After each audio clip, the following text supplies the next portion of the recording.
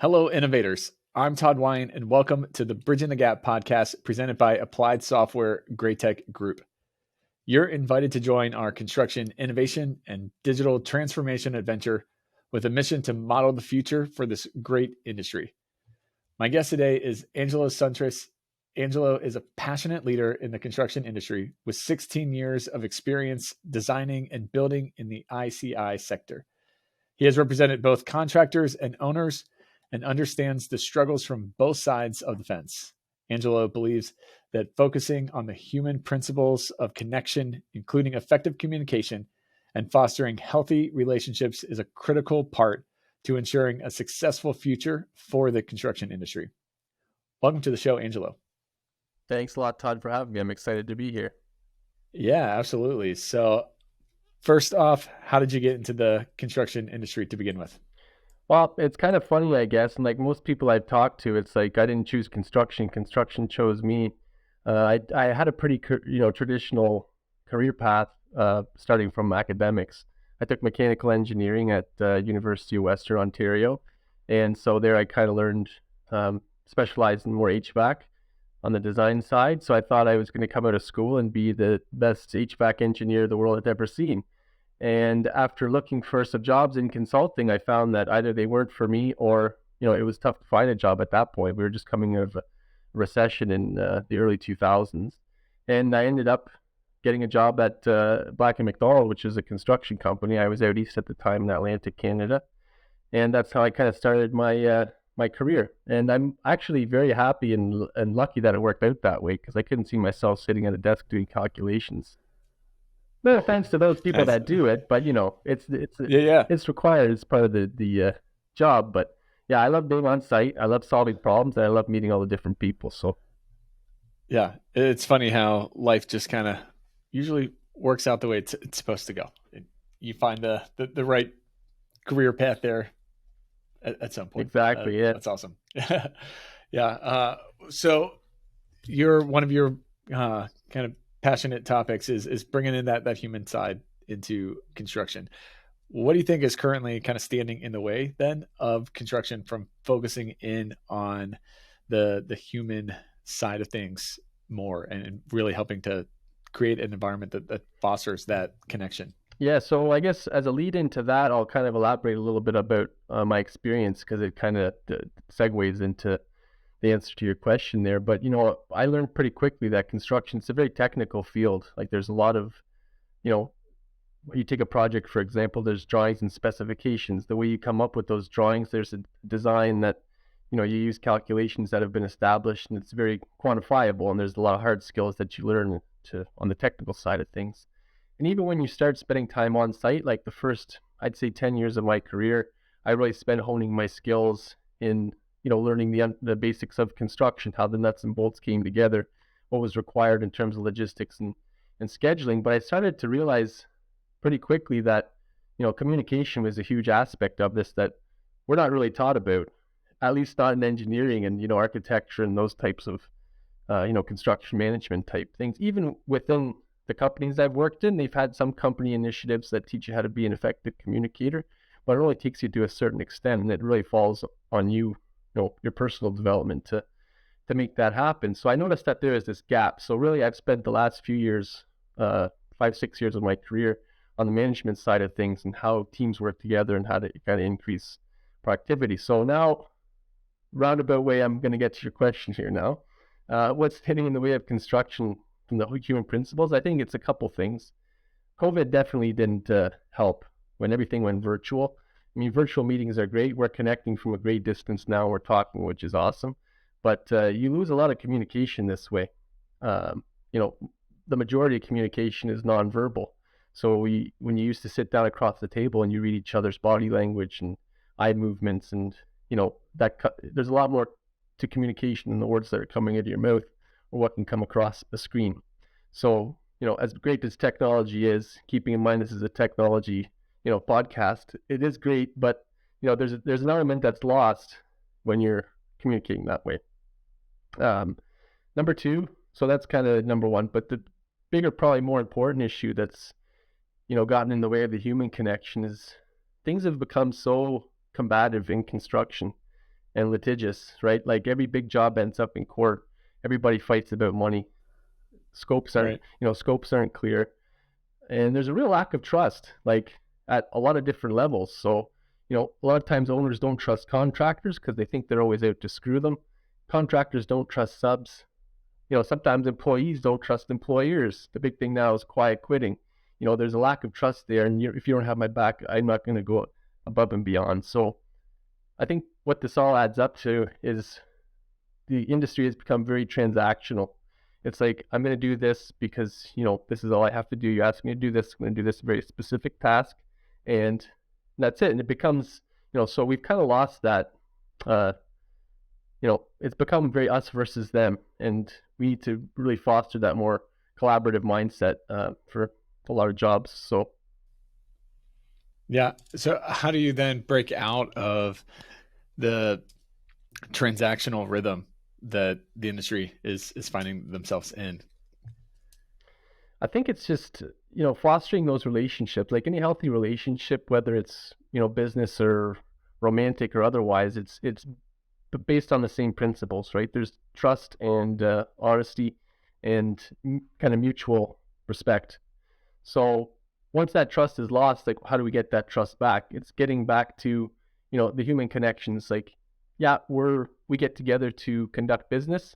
You might hire me to build a building, but let's get to know each other a little bit first, because I think you have to lay the foundation in a relationship as human to human before you can layer on anything that has to do with money or other complexities of, building and talking like that. So I guess, I don't know, just working on people skills. I hate to say like team building events because, I'm not a big proponent of taking up people's free time to go for pizza parties and shooting pool and stuff like that. But just, encouraging people to be themselves, get to know each other, take some time out of your day to chat. How are the kids doing? How, what hobbies are you into?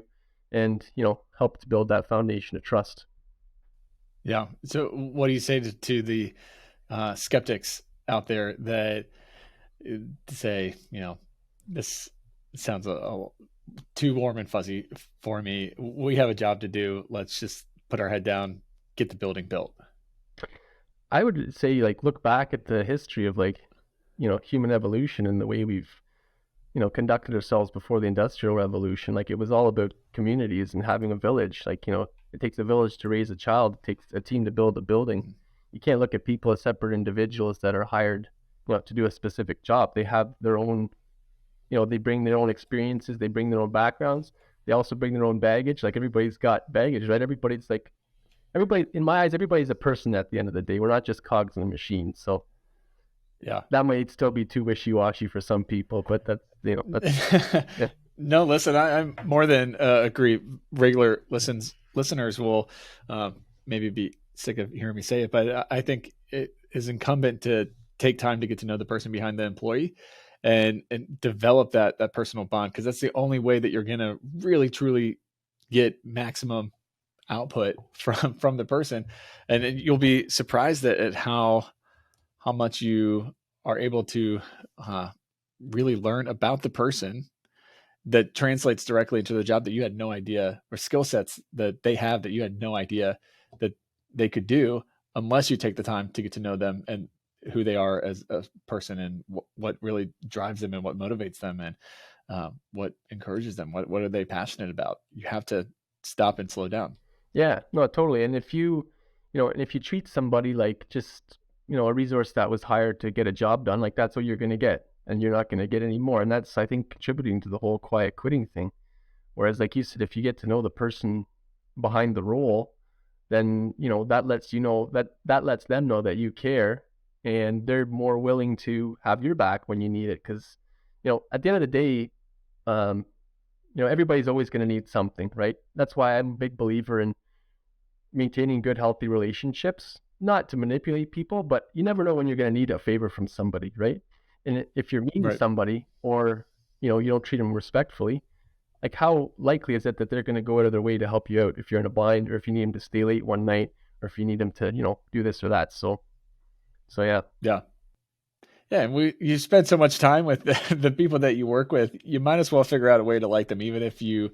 I mean, not everybody's personalities are going to clash or going to fit perfectly. There's going to be clashes. I get that, but if you can, even in those situations, figure out something that's good about them. Not everybody is pure evil Yes, all the time. Find some connection point. That's going to go a long way. exactly. And like you don't have to take it to the extreme. You're not going to be everybody's best friend. But if you can Right. have a healthy, like you mentioned, you spend more time with people at work than your family most of the time, if you work an office job, which sounds Yeah. kind of scary, but so yeah, it just has to be amicable. And that's, I think that's another thing that might be getting in the way of just to elaborate on the point of how things have become like combative is I haven't received much training and I don't have talked to many people who have about dealing with difficult situations and having difficult conversations. Like the amount of times I've been on site and you see two, grown men screaming at each other, swearing at each other, calling each other names, and then you just walk away. Well, where's the conflict resolution there? Like it hasn't gone away Yeah. because you vented. You got to vent every now and then. You have to blow your top sometimes. Hopefully it's controlled and like, nothing, feelings are hurt or whatever. But we're here to solve problems. That's what construction's about because there's fires that come up every day. So, yeah. Yeah. Yeah. Absolutely. So let's kind of pick the next layer down because there's several kind of layers of complexities in construction. When it comes to culture, you have the office and the field. That there's some tension and strife. I'm speaking in general here. That Yep. you have the architect's vantage point, the GC, the subs that don't always all see eye to eye. Different generations, a whole bunch of different things. How do you address these different complexities and nuances and style conflicts, and then how do you overcome it? So if I had to boil it down into two words, and again, I might be accused of being touch and feely, and I have no problem with that. But compassion and empathy. Like I think empathy is probably Yeah. the number one quality of, not only lead. I think we're all leaders in our own right. So I'll go as far as to say, empathy is like the best, the single most important attribute to have as a person. So getting into the specific to your question, like dealing with these differences, like the field and the office is a huge one.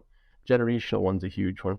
So empathy, not so much in the sense of like feeling what the other person is feeling, but just understanding things from other people's perspectives and Hmm. appreciating that, you know, no one person can know everything. Construction is such a big industry with super, technical, fine details. It's impossible to know everything.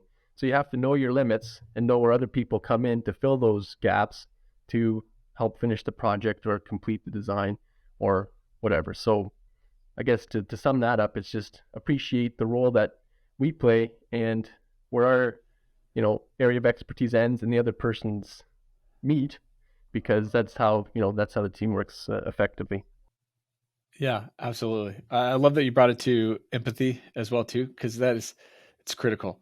It's totally underrated, but it's a powerful tool when you can sit down, especially with somebody that you don't like and you disagree with, and truly listen and hear their perspective and where they're coming from. And you can walk away still going, I totally disagree with that person. Maybe they're a schmuck. Yeah, yeah. You can disagree with that. But for me personally, whenever I've been in those situations where there's a personality conflict, when I can go, okay, yes, I'm conflicting personalities wise, but I see where they're coming from. I don't agree with it, but I can see where they're coming from. It gives me more patience with them to be like, okay, this is what they're trying to accomplish. I'm trying to accomplish this. How can we create a win-win here and try to meet in the middle here somewhere, or try to accomplish both? Maybe what they're trying to accomplish, I don't think it's needed, but it's not going to hurt anything. So why not try to help them out as well too if it's not going to hurt anything, and try to accomplish both their goal and my goal in this situation. But I'm never going to know that. I'm just going to think that they're an idiot and they're wrong Yeah. unless I take the time to really sit down and hear their perspective. Well, there it gets back to the whole relationship side of things, right? To find a win-win, you have to trust the other person to a point. Like you have to trust that even though you might not agree with them or like them as a person, that they're looking out for the best interest of the project, and you have to take away your own bias and kind of remove yourself from the situation a bit. So it's tough, man. Like I talk about it a lot, and I'm not perfect. Like I've been doing construction now 17 years, and I'm still working on it. And it's interesting seeing different sides too, right? Because I started out in the subcontracting spaces with the mechanical electrical contractor, and now I'm with EllisDon as a general contractor, and they're touted like we're one of the biggest general contractors in Canada, if not North America. So we're pretty well known, but even we don't know everything, right? We hire the experts to do the work. So, I always catch people doing it, like telling other trades how to do their work, and I stop them. I say, yeah, I know we're big and smart and everybody's cool, but like they're the experts. Like, why are we paying them money just to tell them what to do? Let them do their work. Give them the tools, clear the roadblocks, trust them to do the work. Yeah, I trust them that they're not going to try and gouge us and be fair about profit and that. But so there has to be a point there where you let go and trust other people to get the work done. Mm-hmm. Yeah, absolutely. Another thing that kind of comes to mind. So I was moderating a round table yesterday with a group called Construction Progress Coalition, and we were talking about the communication styles and all the different ways, from the informal ways to be like a Slack channel or something, to the more formal ways of white papers and meeting notes and all this stuff. But what came up is just the misinterpretation and the miscommunications of using the same words, but the way I'm using it and the term that how I'm defining the term is different than how you're defining the term. And so there's frustration that happens, not even really meaning to, cause annoyances and frustration. We're just using the terms in different ways. So how do you take the time on the front side to say, hey, here's the definitions of the terms of this project and what we're going to do, not on the contractual side, but on the communication side. Yeah. Have not a glossary, but have some kind of communication style, like reference guide that we can go back to. I don't know. What are your thoughts on that? How do you avoid those miscommunications of just defining the terms differently? Yeah, so that's kind of a tricky one, especially in construction. Like the first thing that popped into mind was like acronyms, right? Everybody talks in acronyms. Mm-hmm. There's always a short form. So like I'm talking RFIs, SIs, KPIs, you know what I mean? Like, then some people are Yeah. lost, but we talk about it like it's our first language, where somebody, either they're new in the industry or they're from a different area where they don't use it. So they might feel, a little bit lost. And I think it comes back to the empathy part too, right? And something I learned like from my wife. I've been married over 10 years now. We've been together for a while, but that you talk about communications and learning about that. Like a marriage is a good way to work on that. But what I learned is what you say isn't always what the other person hears. So you have to Yeah. be careful. That's a great point. If you say something and it's not received well, it's probably because that the way it came out, the way you said it, your mannerisms were read incorrectly. And that's where, especially doing stuff virtual, emails, text, like all that context is lost. So where you might like the amount of times daily where you see email chains, email battles back and forth, where if somebody got on the phone or went out and had a copy, things would be cleared up. So yeah, that doesn't really address your original question about defining things, defining communication styles up front. But I think when you mention the term frustration, to me, frustration comes from unmet expectations. So if you don't clarify your expectations from the outset, like you're setting everybody up for frustration and disappointment. Yeah. No, more than agree with that. So how do you build those effective communication habits then to bring those different stakeholders with different perspectives, different personalities, different goals? How do you bring them to the table in a productive way through communication? So I think it's just leading by example. It's setting the tone on, maybe coming up with some sort of communication structure and let people know certain issues are to be dealt with in certain ways. Like if it's just a quick FYI, yeah, send me a text or an email saying the power is restored on level 5. Okay, great. But if there's an issue, why did the power go out on level 5? Instead of writing a paragraph long email, have a meeting with the right stakeholders. So I think the key thing is getting the right people to the right table for depending on the issue. So, and that takes a second to think, not making a snap judgment and quickly sending a message that can quickly snowball into telephone game, and 10 emails later, nobody knows what the actual original issue was, the first point. Yeah. So obviously there's a huge labor shortage that's happening throughout construction. How would addressing this communication breakdown and the cultural differences, bringing in the human side of construction, how would that help address and solve the labor shortage? So this is a great question, and I'm glad that we're addressing it because, daily you go on LinkedIn and the news and everybody's talking about the labor shortage, but we've been talking about it as long as I've been in the industry. Like, we knew it was coming, and it's not coming anymore. It's here now, buddy. It's here, and we're dealing with the effects of it right now. But still, you hear about it. Oh, there's a labor shortage. So what are we doing about it? Like, let's talk about that, guys. So I'm glad you asked. So how can using the human side? So I'll tell you, there's three ways that this can help off the top of my head. Okay, number one, and people hear a lot about it, and a lot of people think they're buzzwords, but I truly believe in them: equality and diversity. So getting back to treating people like people. If you're new to Canada, fine. If the experience isn't there, depending on where you're coming from, you might need to be brought up to par. If English isn't your second language, there's a little bit of extra work required there. But we need people. So why are we limiting it to predominantly white males? So let's look at getting more women in construction. Let's look at getting more new Canadians, new Americans, or the BIPOC population. Like, everyone, the numbers are going to naturally increase because you're inviting more people into it. So number one, I think equality and diversity, and that's not a human resource or a people and culture issue. It's not a senior management issue. It's everybody's responsibility, in my opinion, to make the industry more welcoming for everybody. And that's just a no-brainer to me. Like, let everybody feel welcome, clear the roadblocks. Like, people coming out of the EU and more developed countries, their standards for quality and safety are higher than North America.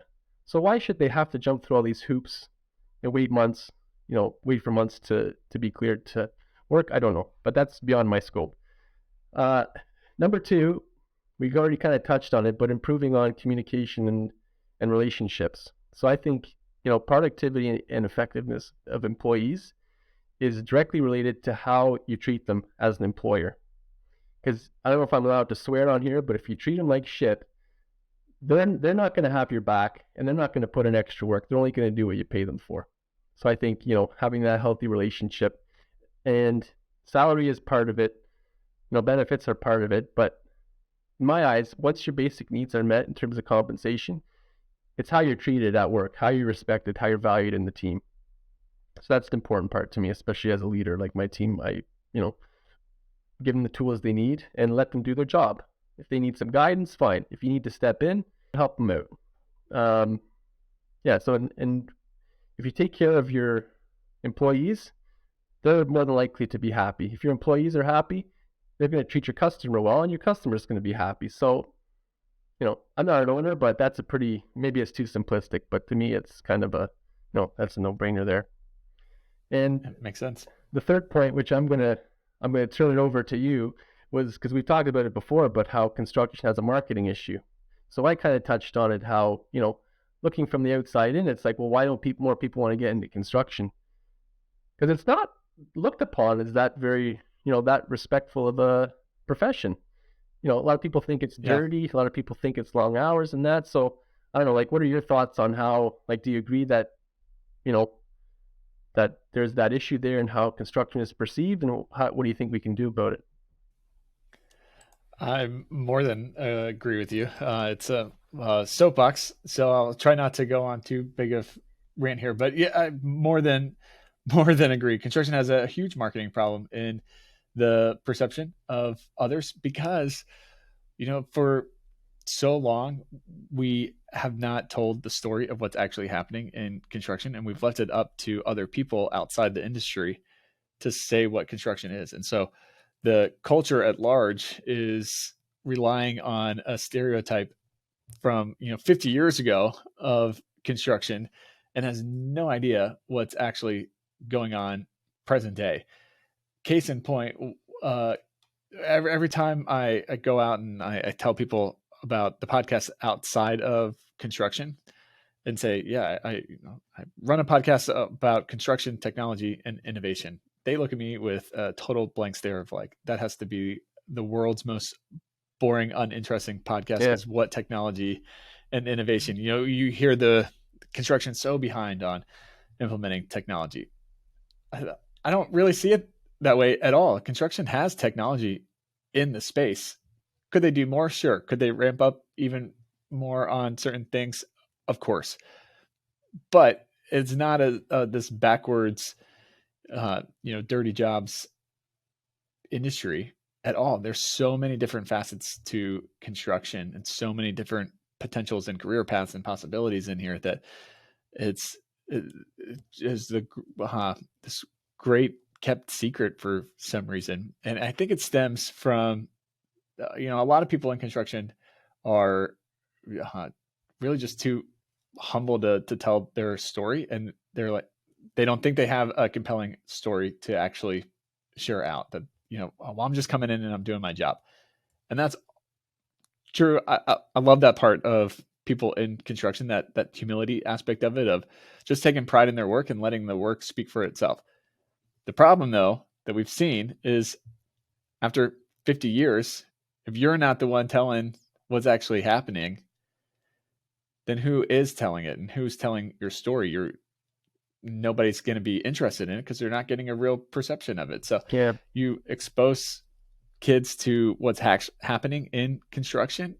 Construction is a cool industry. Mm-hmm. There's something inherently just really cool about construction as a little kid. I have 4 young kids and they just are, will stare gobsmacked at a construction site thinking it's they're watching Disneyland. They think it's awesome. So I think we need to do a better job of telling the story that's happening in construction and speaking to kids about construction and showing them and getting them hands-on exposure to the industry and not leaving it up to the stereotypes. But I'll step down off my Well, soapbox man, no, on that. But I totally agree with what you're saying. And I'd like to add a couple points if that's okay, because sure. it's true. Like if you don't know what's going on behind the curtain, like you only see what other people tell you. So like even if you Google right now, like construction news, I haven't done it recently, but what you're going to see is this project was delayed. This project is so many millions over. When you drive by a site, you see a guy in a hard hat smoking, and some rebar and some concrete trucks. And that's construction to people. But there's this whole amazing thing behind that image. And like you mentioned, the different facets, right? Like I've worked in estimating too. Like before I got into construction, I didn't even know that estimating existed. Like, because when 90% of the population, if you don't know construction, you might drive by a construction site every day on your way to work. And every day you go by and looks a little bit more and more like a building. And then one day there's a building. They say, yeah, they did construction there. But nobody knows what was involved. There were years of design, on these big jobs, years of design, permitting, site plan approval, like procurement, estimating, all this stuff, value engineering. So what somebody sees a building going up in a year, like there's how many thousands of hours of men and women like working hard to make it happen. So estimating, accounting, finance, business development, there's probably a dozen other ones I'm not thinking of right now, but there's so many different, opportunities for sure that people don't know about. Like when I was in high school and university, nobody, and I mean nobody, mentioned construction as a viable career path. So I ended up getting into construction. It's not that I didn't consider it because I thought, oh, that's dirty, I'm no. I just didn't know that you could make money in a decent, living in project management and all this other stuff. Yeah, especially in project work, it's give and take. If you're facing a deadline, you're going to have to put in extra hours. You're going to have to come in, work at home, answer emails, whatever. But then in the times where there's less load, you don't. So it's give and take.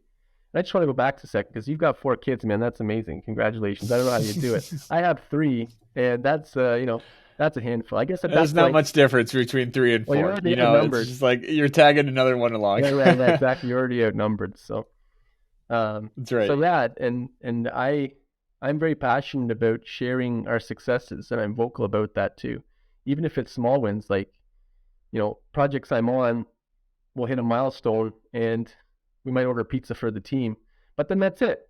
Like nobody ever bring. So when we had a meeting, the next 3-4 meetings, I make sure to bring it up. If it's not mentioned, I'll bring it up in new business, saying, "Hey, congratulations, everybody! We worked really hard, and people like that. You need a pat on the back. As long as you have to be authentic about it too, because people can tell when it's a fake, sure. and it's just like so.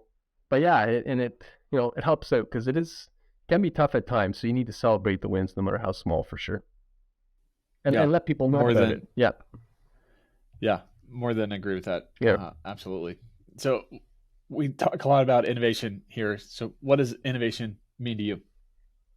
So innovation to me, it's about more than just technology. Tech's a big part of it because it's about using, all the different tools and resources you have available, but it's about, challenging the status quo. I hate to use a cliche, but, thinking about different ways to do things, and accepting that they might not work too. Like if you have an idea and you think it could have potential, try it out at a small scale. And if it fails, put it aside.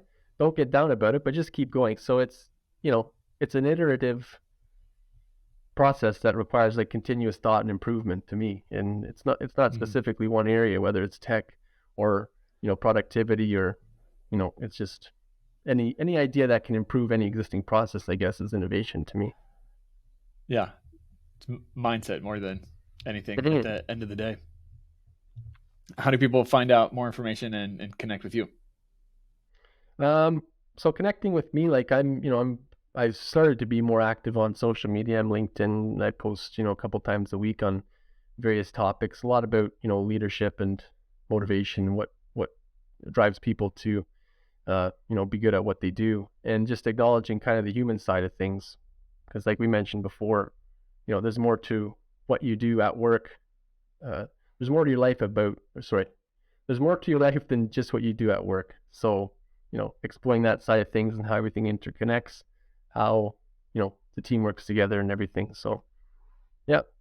So final question for you. If I could give you all power and you could snap your fingers and innovate one aspect of the construction industry, what would you pick to innovate? So not to steal the name of your podcast, but I would innovate something that would bridge the gaps in construction. And let me elaborate on that a little bit, because we kind of touched on a couple of different gaps, but there's the generational gap is a big one. So for some reason, it's not a mystery. There was the baby boomers, and then people just started having kids at a lesser frequency. So what I find in pretty much all the environments I've worked in, there's a group of people that are close to retirement age that have a lot of experience and a lot of knowledge to share. And there's a lot of people like, my and your age and younger, and there's about 18, 20 years gap in there. So we have different communication styles, we learn differently, and we work differently. And I think that gap has caused, a roadblock basically in transferring that knowledge. And we're in trouble because once those people retire, like they're gone. Unless you hire them back on a part-time consultancy basis, which I'd be doing if I were them. But yeah, so somehow, and I think if you figure it out, you can make a lot of money. But bridging that gap from the generational aspect of things to transfer that knowledge. So that's kind of number one. And, and it's almost like white collar versus blue collar with the project management and the supers. Some companies are even structured where there's different reporting streams depending on if you're on site or in the trailer, even though you're still one company. So, changing the way, and again, different communication styles, different ways of getting things done. So there's a gap there. And one more, between design and construction, like even on design build projects, which is what I've been doing the last few years, when the consultant is on the same team as the contractor, there's still that gap there where the design only carries it so far, and then you start building and you realize that there were these holes that could have been addressed by in a couple hours in a design meeting. Now you're spending tens of thousands of dollars and hours on site. So I don't know. It's kind of a general answer, Todd. I don't know if that'll cut it, but no, that was good. You got your 3 wishes from the Gap Genie, and you're ready to roll. Nice. I like it. Well, thanks so much for coming on and bringing the human perspective into construction. I think it's very needed, and the more voices out there helping carry that mantle, the better. So thanks for being willing. Well, for sure. No, thanks for having me, and I think it's amazing what you're doing. So keep it up, Todd. Thanks a lot.